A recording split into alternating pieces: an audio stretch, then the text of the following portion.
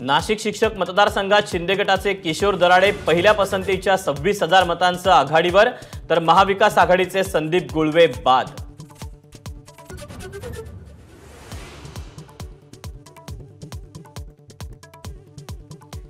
बाळासाहेब ठाकरेंना विजय अर्पण। मुंबई पदवीधर निवडणुकीत विजयाचा गुलाल उधळल्यानंतर अनिल परब यांची पहिली प्रतिक्रिया, तर सेना भवनाच्या समोर कार्यकर्त्यांचा जल्लोष।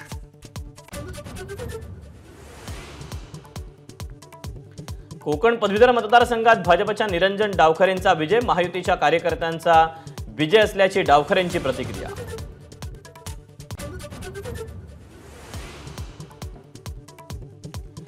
लोकसभेत पराभूत झालेल्या पंकजा मुंडेंना विधिमंडळात पाठच्या दारानं एंट्री। सदाभाऊ खोत, परिणय फुके, अमित गोरखे, योगेश टिळेकरांनाही उमेदवारी।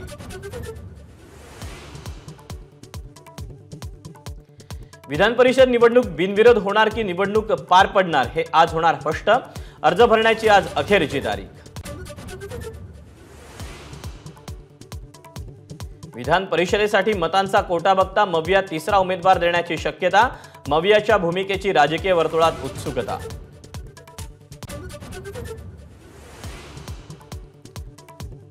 राष्ट्रपतींच्या अभिभाषणावर लोकसभेत आज पंतप्रधान मोदींचं उत्तर।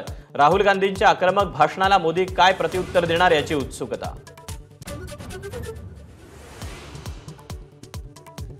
पहिल्या संसद अधिवेशनादरम्यान आज एनडीए खासदारांची बैठक। सलग तिसऱ्यांदा पंतप्रधान पद मिळाल्याबद्दल मोदींचं करणार अभिनंदन। पावसाळी अधिवेशनाच्या कामकाजाची रणनीती ठरणार। मराठा आरक्षणाची सुनावणी पुन्हा रखडण्याची शक्यता। राज्य मागासवर्ग आयोगालाही प्रतिवादी बनवण्यासाठी हायकोर्टात अर्ज। अर्जावर आज सुनावणी।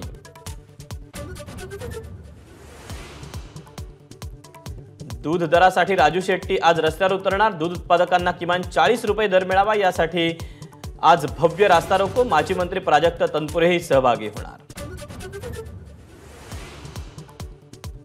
लातूरात नीट पेपर फुटी प्रकरणात सीबीआय आज करणार जिल्हा कोर्टात अर्ज। आरोपींचा ताबा सीबीआय घेणार।